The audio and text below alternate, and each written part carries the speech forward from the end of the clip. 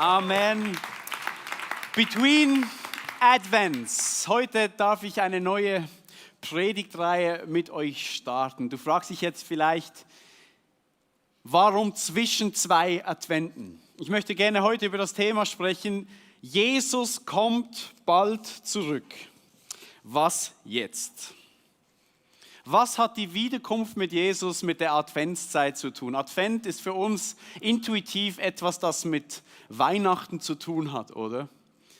Die Weihnachtszeit, Jesus kommt auf die Welt, wir freuen uns darauf, wir hängen die Lampen auf, die Lichterketten, die Kerzen zünden wir an. Aber es ist spannend, wenn du nachforschst, in der Kirchengeschichte war in der Adventszeit die Geburt von Jesus eigentlich gar nicht das Ziel oder der Fokus, sondern bis eigentlich im 6. und 7. Jahrhundert war es die Wiederkunft von Jesus, die in der Adventszeit behandelt worden ist. Und ihr müsst verstehen, ich liebe die Kirchengeschichte. Ich liebe Kirchengeschichte und ich finde es wichtig, dass wir uns als junge Kirche, wir sind 26, 27 Jahre alt, dass wir uns mit den uralten Traditionen der Christen vor uns auseinandersetzen. Und etwas, das die Christen jedes Jahr, auch bis heute, über alle Konfessionen hinweg tun, ist, sich in der Adventszeit mit der Wiederkunft von Jesus zu beschäftigen. Weil ich bin überzeugt, wenn wir begreifen, was die Wiederkunft von Jesus für uns bedeutet, dass das eine Kraft und eine Hoffnung und auch einen Enthusiasmus in uns auslösen darf. Und ich weiß nicht, mit welcher Vorstellung du heute hier bist, wenn du an die Wiederkunft von Jesus denkst. Vielleicht bist du ganz neu und du hast dir noch nie Gedanken gemacht zur Wiederkunft oder zur Rückkehr von Jesus. Dann versuche ich heute mein Bestes zu geben, dir zu erklären, um was es hier geht und warum das Grund zur Hoffnung und Grund zur Freude ist. Vielleicht bist du aber auch hier und du denkst, ja, Jesus kommt bald zurück. Das haben die vor 2000 Jahren auch schon gesagt. Das haben die im Mittelalter auch schon geglaubt. Das hat meine Oma auch schon gesagt. Meine Oma hat gesagt, ich werde es noch erleben, bevor ich sterbe, wird Jesus zurückkommen. Und jetzt ist sie trotzdem tot.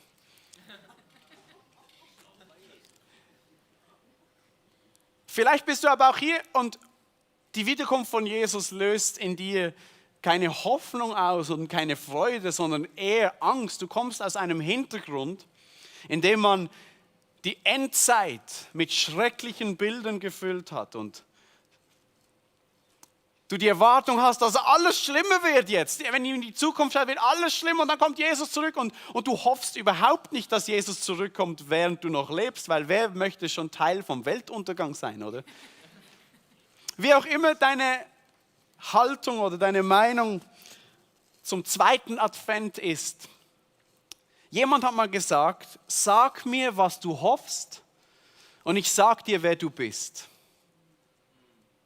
Das, was du hoffst, prägt dein Leben, prägt dein Denken, prägt dein Handeln, prägt deine Existenz. Das, was du erwartest von vorne, was dir entgegenkommt, hat eine Auswirkung auf die Gegenwart. Und ich bin überzeugt, wenn wir verstehen, was die Hoffnung ist, die uns mit Jesus entgegenkommt, dass das uns Kraft gibt, Enthusiasmus gibt und dass wir bereit sind für das.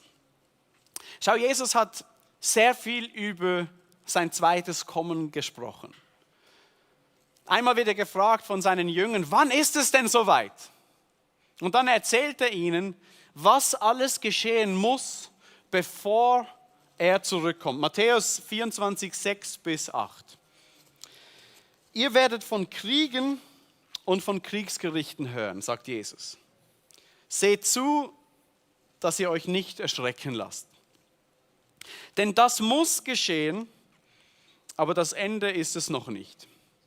Denn erheben wird sich Volk gegen Volk und Reich gegen Reich und Hungersnöte und Erdbeben wird es geben, da und dort.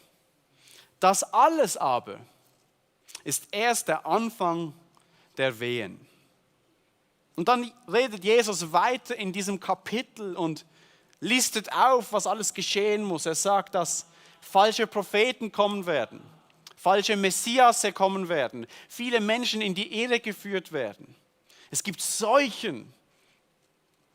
Neben den Hungersnöten gibt es Verfolgung, die Christen betrifft. Das heißt, die Gesetzlosigkeit wird zunehmen und die Liebe in der Welt erkalten. Und dann sagt Jesus, wenn ihr all das seht, dann wisst ihr, dass das Ende nahe ist. Und jetzt ganz wichtig. Jesus gibt uns einen Hinweis, wie wir diese Zeichen und Hinweise interpretieren sollen. Er sagt, wir sollen keine Angst haben, wenn wir diese Dinge sehen, sondern wir sollen sie als Wehen interpretieren. Als Wehen. Vor 7 Jahren ist unser erstes Kind auf die Welt gekommen, Timea. Und das war ein krasses Erlebnis, unser erstes Kind. Eine Geburt. Ich habe großen Respekt vor allen Müttern, die 9 Monate ein Kind in sich getragen haben und dann das zur Welt gebracht haben. Weil diese 9 Monate, die können anstrengend sein, die können schwierig sein, die Geburt kann auch schwierig sein. Und ich würde sagen, komm, wir geben doch allen Müttern einen herzlichen Applaus. Danke, Mama. Und irgendwann nach 9 Monaten, 10 Monaten, gehen die Wehen los. Das kannst du nicht verhindern, das kommt einfach. Du hast keine Ahnung wann, aber irgendwann sind sie da. Und bei unserer ersten Tochter war es so, die wollte nicht auf die Welt kommen. 2 Wochen war es schon über dem errechneten Geburtstermin. Und wir haben gedacht, also heute könnte es losgehen. Oder morgen. Und dann ist nichts geschehen. Und dann haben wir gedacht, okay, vielleicht heute. Ist nichts geschehen. Heute Nacht könnte es geschehen. Und wir waren ready, aber es ging nicht los. Und irgendwann hast du fast nicht mehr damit gerechnet, dass deine Tochter auf die Welt kommt. Du hast zwar den Spitalkoffer schon gepackt, ich habe einen Plastiksack auf den Beifahrersitz ausgelegt, falls die Fruchtblase platzt. Ja, das habe ich im Geburtsvorbereitungskurs gelernt, dass man das tun soll, oder? Weil du willst nicht, dass das Fruchtwasser auf den Beifahrersitz läuft. Und dann plötzlich eines Nachts, wir haben nicht mehr wirklich damit gerechnet, ging es los. Die Wehen starteten. Und meine Frau weckt mich und sagt, hey, ich glaube, ich habe eine Wehe. Und ich war hellwach und sage, wirklich?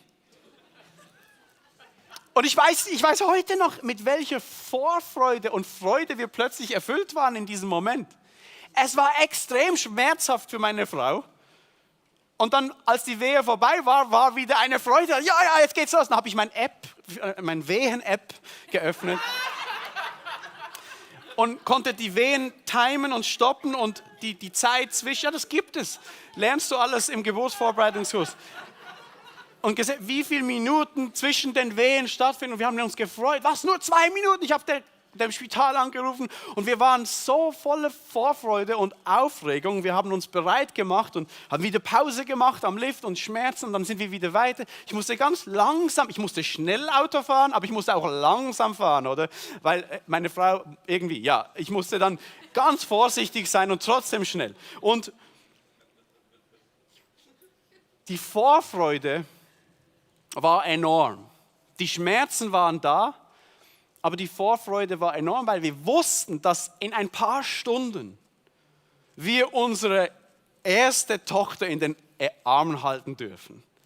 Warum erzähle ich euch diese Geschichte? Weil Jesus sagt, wenn wir diese schlimmen Dinge sehen auf der Welt, dann soll uns das keine Angst machen. Das sind Wehen. Und Wehen tun weh, weil sie heißen Wehen.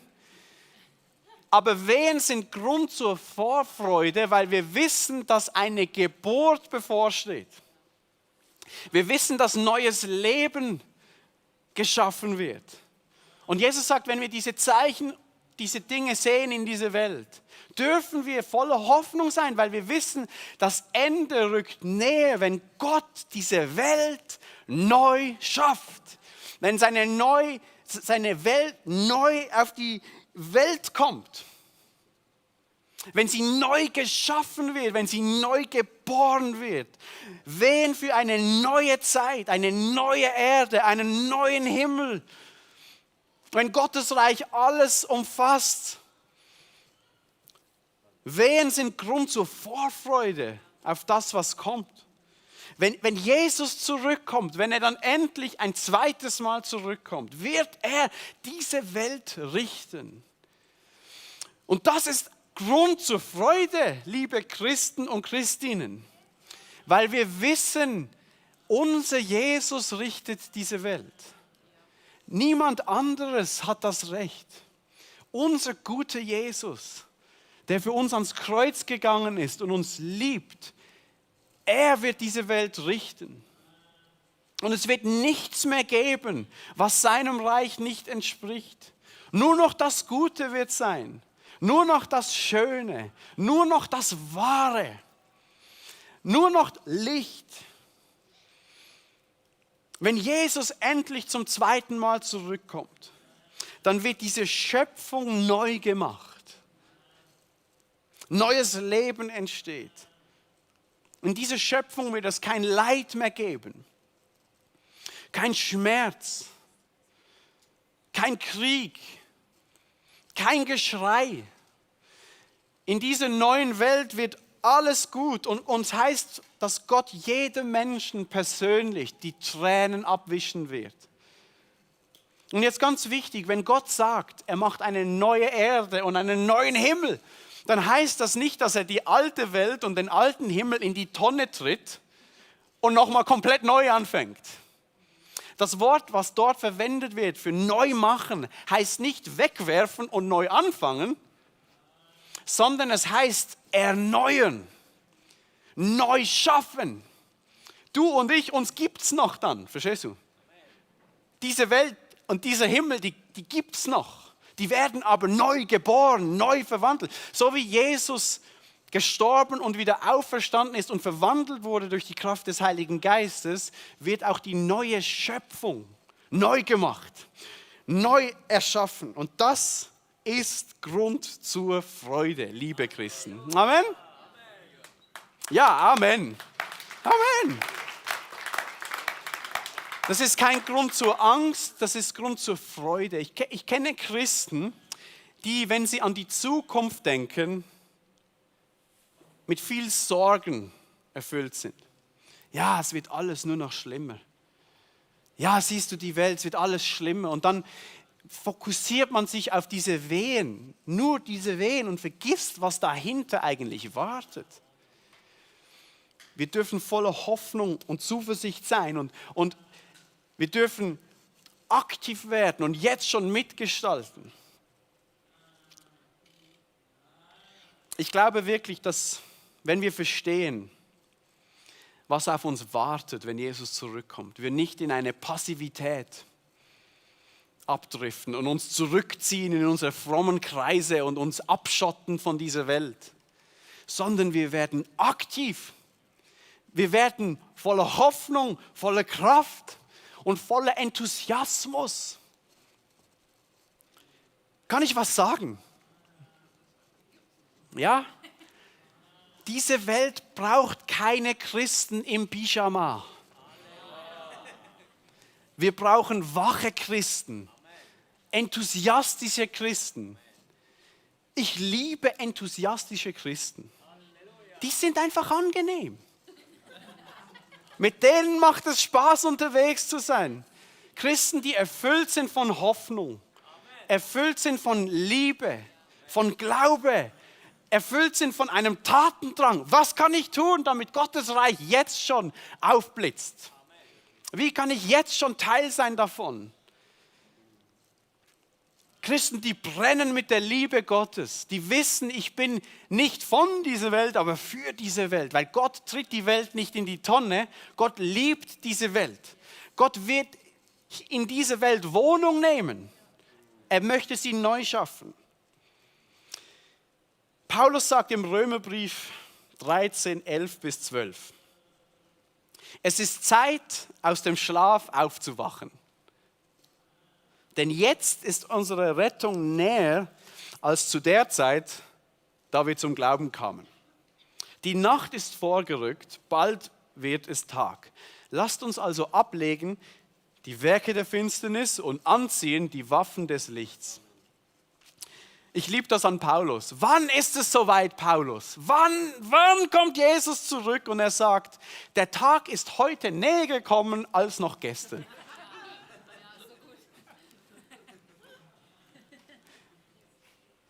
Jesus, die Wiederkunft von Jesus ist bald.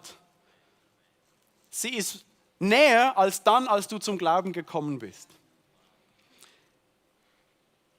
Der genaue Zeitpunkt, wann Jesus zurückkommt, ist gar nicht so wichtig. Es könnte morgen sein. Es könnte übermorgen sein. Es könnte in 50 Jahren sein. Es könnte in 1000 Jahren sein. Weil für Gott ist ein Tag 1000 Jahre, heißt es in der Bibel. Schön, oder? Vielleicht ist es heute, vielleicht morgen, übermorgen. Der genaue Zeitpunkt ist gar nicht so entscheidend. Wichtig ist, dass wir die Waffen der Finsternis, die Werke der Finsternis ablegen und anziehen die Waffen des Lichts, dass wir wach sind für diese Realität. Wachsam sind. Das ist es, auf was es ankommt. Es gibt verschiedene Bilder, die die Bibel verwendet, wenn sie über das Ende spricht. Das eine Bild ist von den Wehen und der Geburt, oder? Das andere Bild ist vom Tag und von der Nacht. Wir sind jetzt in der Nacht, sagt Paulus, aber die Dämmerung kommt. Bald geht die Sonne auf und dann ist Licht da. Von der Nacht und vom Sonnenaufgang. Und die Pointe in diesem zweiten Bild von der Nacht und dem Tag ist folgende. Paulus sagt, auch wenn jetzt in dieser Welt noch Nacht ist, sind wir, du und ich, die an Jesus glauben, bereits jetzt schon Kinder des Lichts. Du und ich, wir sind jetzt schon Kinder dieses neuen Tages. Wir sind Teil dieser neuen Welt, die einmal kommt, jetzt schon. Das ist die Pointe. Du und ich, wir sind jetzt schon, obwohl es Nacht ist, obwohl Jesus noch nicht zurückgekommen ist, du und ich, wir sind versetzt in dieses Reich der Liebe, in dieses Reich des Sohnes. Kolosser 1, 13 bis 14 sagt Folgendes. Er hat uns errettet aus der Macht der Finsternis und versetzt in das Reich seines Sohnes, seine Liebe, indem wir die Erlösung haben, die Vergebung der Sünden. Du und ich sind versetzt worden in den Tag. Wir sind Kinder des Lichts, obwohl es noch dunkel ist. Und meine Frage zu Beginn dieser Adventszeit an dich ist folgende. Bist du dir bewusst über diese Realität? Prägt das dein Leben, dass du weißt, Gott hat mich jetzt schon versetzt. Jetzt schon bin ich Teil davon. Und das, was ich heute tue, kann dazu beitragen, dass Gottes Reich teilweise schon durchschimmert. Dass Lichtstrahlen dieser Sonne teilweise jetzt schon hell, diese Welt hell machen. Du und ich, wir dürfen jetzt schon so leben, wie es der zukünftigen Welt entspricht. Bist du dir dessen bewusst? Wir verhalten uns nicht so und so, damit wir Kinder des Lichts werden. Und wir müssen nicht etwas leisten, damit Gott uns versetzt in dieses neue Reich. Wir sind es bereits. Du bist ein Kind des Tages. Du bist ein Kind dieser neuen Welt. Du bist ein Licht, eine Glühbirne. Das ist deine Realität. Meine Frage an dich. Hast du noch das Pyjama an? Oder bist du schon versetzt in das neue Reich? Ja. Du kannst gerne ein wenig näher kommen. Meine Frau hatte was Ähnliches an, kurz vor der Geburt, war einfach weiß. Oder Pyjama, vorher, genau. Paulus sagt, wir sollen die Werke der Finsternis ablegen, weil die Finsternis geht vorbei. Wir sollen jetzt schon die Waffen des Lichts ergreifen. Er redet an anderen Stellen davon, dass wir Jesus anziehen sollen, wie als neues Gewand. An wieder anderen Stellen redet er davon, dass wir die Waffenrüstung Gottes anziehen sollen, weil wir Teil sind von diesem neuen Reich. Ich möchte euch vorlesen, 1. Thessalonicher 5, 4-9. Ihr aber, Geschwister, lebt nicht in der Finsternis. Und deshalb wird euch jener Tag nicht wie ein Dieb überraschen. Ihr seid ja Menschen des Lichts. Euer Leben wird von jenem kommenden Tag bestimmt. Rüstet euch mit dem Brustpanzer des Glaubens und der Liebe und dem Helm der Hoffnung auf Rettung. Denn Gott hat uns dazu bestimmt, durch Jesus Christus, unseren Herrn, gerettet zu werden und nicht dazu, im Gericht verurteilt zu werden. Paulus redet von 3 Dingen, die wir anziehen sollen. Den Brustpanzer des Glaubens.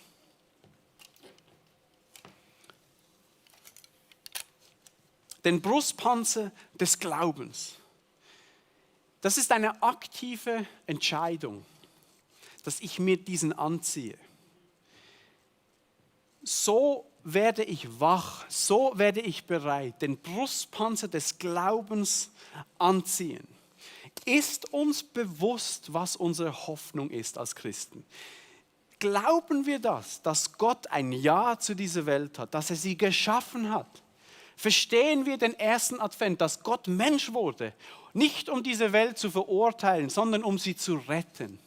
Er wurde Mensch, starb an einem Kreuz. Glauben wir das? Glauben wir das, dass Gott das Gericht seinem Sohn übergeben hat?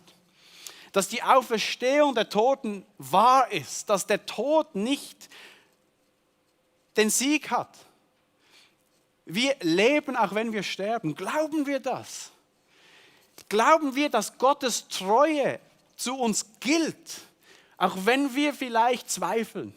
Dass sein Ja steht zu seinen Zusagen?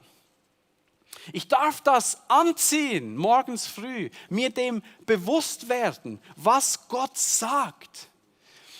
Es gibt andere Stellen, in denen Paulus auch über die Waffenrüstung redet. Und im Epheserbrief redet er vom Schild des Glaubens, das wir aufnehmen dürfen. Ein Schild des Glaubens, nicht nur der Brustpanzer, sondern auch ein Schild. Ein Schild. Wir dürfen ein Schild des Glaubens annehmen, hochhalten. Und es heißt dort, um die Pfeile des Teufels zu erlischen. Wenn Zweifel kommen, meint Gott es wirklich gut mit mir? Meint es wirklich gut mit dieser Welt? Oder geht doch alles den Bach runter? Wenn ich mir die Nachrichten anschaue, wenn ich mir die Prognosen dieser Welt anschaue, dann darf ich dieses Schild ergreifen und sagen, nein, Gott ist ein Gott, der ist für die Welt. Und er hat eine Verantwortung für diese Welt. Er tritt sie nicht in die Tonne, sondern er macht sie neu. Und ich darf Teil davon sein, jetzt schon. Und ich bin im Buch des Lebens aufgeschrieben. Ich gehöre dazu. Ich bin ein Kind Gottes. Ich bin ein Kind des Lichts. Ich bin ein Kind des Tages. Das sind Dinge, die dürfen wir ergreifen. Und dann heißt es, dass wir das Schwert des Geistes, was das Wort Gottes ist, ergreifen sollen und benutzen sollen. Das Schwert ist das Wort Gottes. Die Zusagen in seinem Wort. Die Frage ist, kennst du die Zusagen Gottes für diese Welt, für dich persönlich? Die kennst du nur, wenn du sie gehört hast. Die Bibel sagt, Glaube kommt aus dem Hören. Und Hören kommt aus dem Wort Gottes. Das heißt, du musst das Wort Gottes kennen, aber du darfst es auch anwenden. Du darfst es auch anwenden, du darfst es proklamieren. Wir lesen es nicht nur, wir hören es nicht nur, sondern wir sprechen es auch aus. Wenn Zweifel kommen, wenn Wehen hier sind, darf ich aussprechen und sagen, ich bin ein Kind Gottes. Ich bin auserwählt von Gott für diese neue Welt. Ich bin aufgeschrieben im Buch des Lebens. Gott ist ein menschenfreundlicher Gott und so weiter. Du darfst diese Dinge proklamieren. Du darfst sie aussprechen und anwenden. So, das ist der Glaubensteil, oder? Und dann sagt Paulus im Thessalonikerbrief, wir sollen den Brustpanzer der Liebe anziehen. Der Liebe.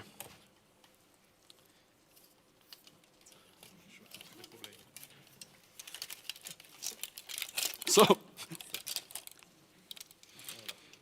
Das ist die Liebe.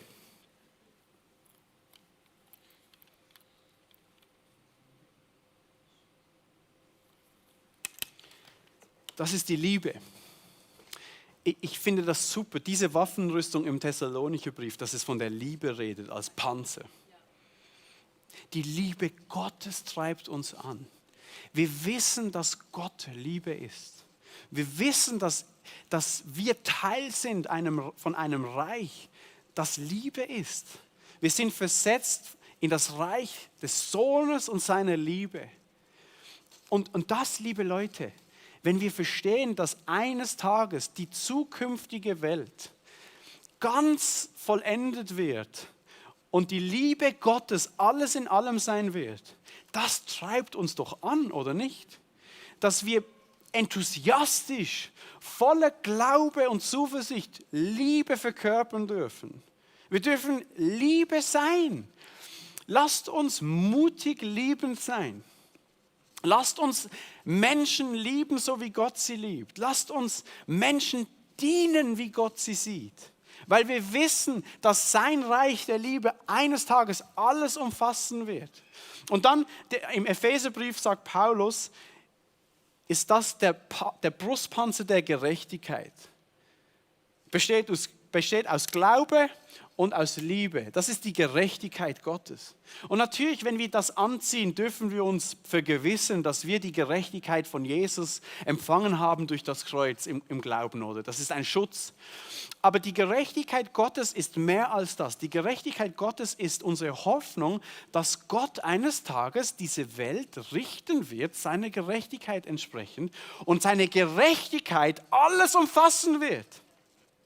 Das heißt, er kümmert sich um die Armen, er kümmert sich um die Trauernden. Barmherzigkeit wird sich durchsetzen. Gerechtigkeit Gottes wird eines Tages alles umfassen. Und wenn wir das anziehen, darf ich wissen, ich bin ein Soldat der Gerechtigkeit Gottes. Ich darf mich kümmern um Arme, ich darf mich kümmern um die Witwen, um die Waisen, um diejenigen, denen es schlecht geht. Jesus sagt, was ihr einem der Geringsten getan habt auf dieser Welt, habt ihr mir getan. Das ist die Gerechtigkeit Gottes, die diese Welt wieder herrichten wird. Schau, ich liebe das, dass wir als Kirche uns engagieren, wenn es um die Gerechtigkeit Gottes geht. Wie genial ist es? Heute beenden wir die Weihnachtspäckle-Aktion. Und ich habe gehört, dass wir ungefähr 400 Pakete gesammelt haben in Basel-Land, Basel, Lörrach, die wir dann nach Osteuropa schicken und senden werden, wo Kinder, die vielleicht keine Weihnachtsgeschenke haben, eine Freude durch uns bereitet wird. Und liebe Leute, ich weiß nicht, wie es dir geht, aber mich erfüllt das mit einer Freude. Das ist noch nicht das Reich Gottes. Das kommt, wenn Jesus zurück ist. Aber durch so eine Aktion blitzt was jetzt schon auf. Wir sind jetzt schon versetzt in sein Reich und verkörpern die Gerechtigkeit Gottes. Ich liebe 400 Päckle. Ich liebe unseren Enthusiasmus. Päckle-Aktion, yes, count me in, oder? Ich finde das super. Und jetzt haben wir diese Reach-Kampagne, die am Laufen ist. Und wir haben uns gesetzt, wir wollen über unsere normalen Spenden hinaus, die wir sowieso zusammenlegen, extra großzügig sein. Und wir haben uns ein Ziel gesetzt von 100.000 Franken. Und das allermeiste Geld geben wir weg für MedAir, die Menschen dienen im Südsudan, die absolut nichts haben. An Elim, die Stadtarbeit hier in Basel, die sich mit Randständigen und Drogensüchtigen um sie kümmert. Und ich weiß nicht, wie es dir geht, aber mich begeistert das, dass wir eine großzügige Kirche sind. Und wenn wir dann zurückschauen im Januar oder Ende Dezember und sagen, wir haben so viel zusammengelegt. Versteht ihr? Das ist etwas ganz anderes als ein Pischa-Macher-Christ. Das ist ein Christ, der sagt, doch, ich bin gegürtet, ich bin angezogen mit Glaube, mit Liebe, mit Hoffnung und ich habe das Schwert in der Hand und ich bin ready für das Reich Gottes. Wo ist es? Wo kann ich dienen? Wo kann ich mich engagieren? Und dann sollen wir, sagt Paulus, den Helm der Hoffnung anziehen. Der Helm der Hoffnung auf Rettung.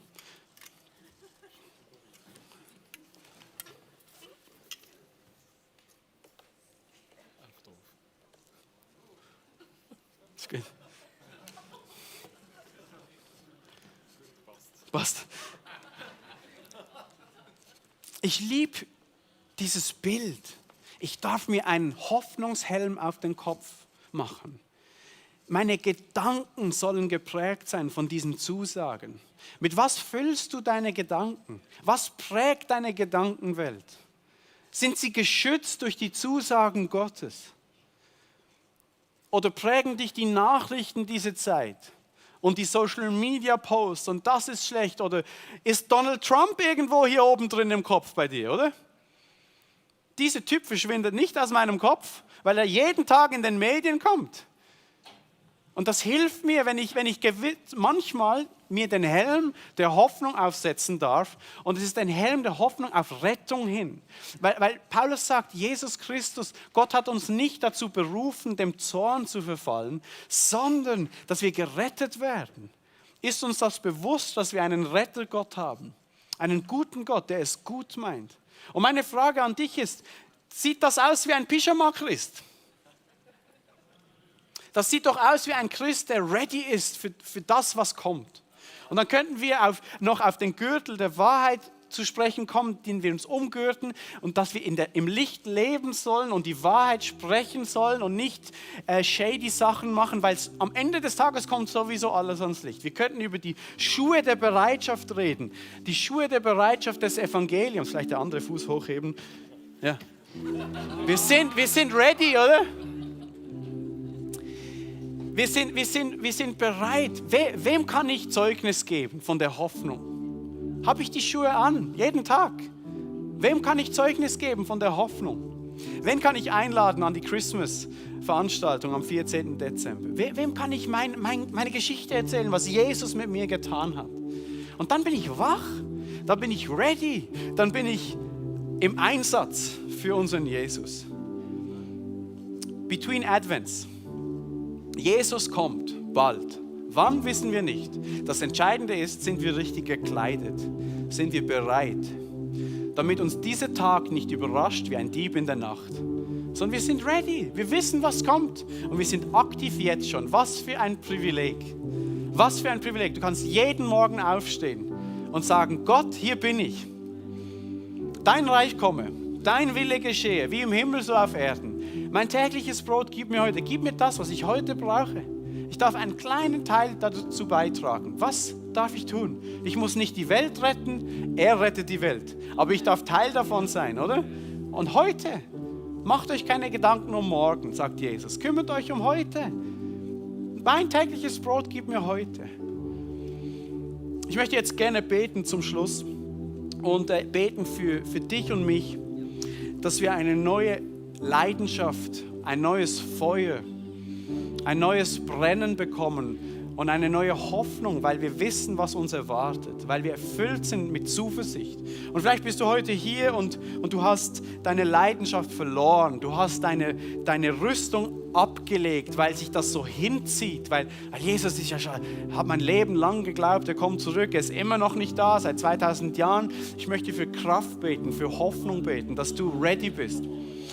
Ich möchte gerne beten für all die Leute, die vielleicht in Wehen stecken. Jetzt nicht in Geburtswehen, sondern in Leiden sind. Und dir fällt es schwer, dich so zu verstehen als Soldat. Dir fällt es schwer, dieses Schild aufzunehmen und du bist erdrückt durch diese Wehen. Ich möchte gerade für dich auch beten, dass du Kraft bekommst, dass du Hoffnung bekommst. Vater im Himmel, du siehst jede Person heute Morgen hier, auch online, die zuschauen.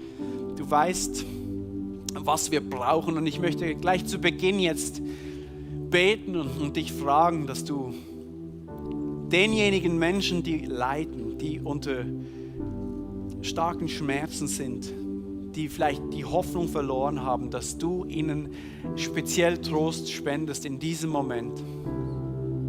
Vater im Himmel, dass du deinen Heiligen Geist aussendest, unsere Herzen erfüllst, ihre Herzen berührst und Hoffnung durchbrechen lässt, Kraft durchbrechen lässt. Vater, und dass diese Hoffnung, dass du eines Tages jede Träne abwischen wirst, dass die jetzt Realität wird, jetzt schon, heute Morgen, Vater, in deiner Gemeinschaft, dass das jetzt Realität wird, dass wir nicht erst warten müssen, bis dass du zurückkommst, sondern jetzt schon aufblitzt. Ich bitte dich für deinen Trost, für deine Liebe, für deine Hoffnung, für deine Heilung auch. Wir beten das im Namen von Jesus. Und jetzt möchte ich gerne für neue Leidenschaft beten, für alle, die sonst dabei sind. Lass uns doch aufstehen für das. Du bist ein Kind des Lichts. Du bist ein Kind des Tages. Du bist ein Kind des neuen Reiches, das kommt. Und du darfst jetzt schon Teil sein. Du darfst jetzt schon Feuer fangen. Du darfst jetzt schon gehen und rennen und kämpfen und lieben und dienen. Du bist jetzt schon ein Nachfolger von Jesus. Und wenn du neue Leidenschaft willst, neues Feuer, dann streck deine Hände vor dich hin, öffne sie zu Gott und sag ihm, Vater, hier bin ich, hier ist mein Herz. Vater, du siehst all diese Menschen, die sich sehnen nach neuem Feuer, nach neuer Leidenschaft. Ich bitte dich, Heiliger Geist, komm und wirk du, was du tun kannst. Gieß dein Feuer aus, gieß deine Liebe aus, gieß deine Leidenschaft aus für dein Reich. Vater im Himmel, ich bitte dich, dass dein Reich kommt, dass dein Wille geschieht, wie im Himmel, so auf Erden, aber jetzt auch in unseren Herzen, in unseren Köpfen, in unserem Denken, in unserem Körper. Ich bitte dich, dass du uns Kraft schenkst, diese Waffen des Lichts anzunehmen, mit ihnen zu wandeln, mit ihnen zu gehen, dass wir voller Enthusiasmus hier rausgehen, Vater, weil es ist deine Kraft und du hast gesagt, der gleiche Geist, den Jesus aus dem Grab geholt hat, lebt in uns. Und ich spreche dir das zu. Der Heilige Geist lebt in dir. Der Geist Jesus lebt in dir und wirkt in dir und führt und leitet dich. Und auch wenn du die Hoffnung verloren hast, er lebt trotzdem in dir.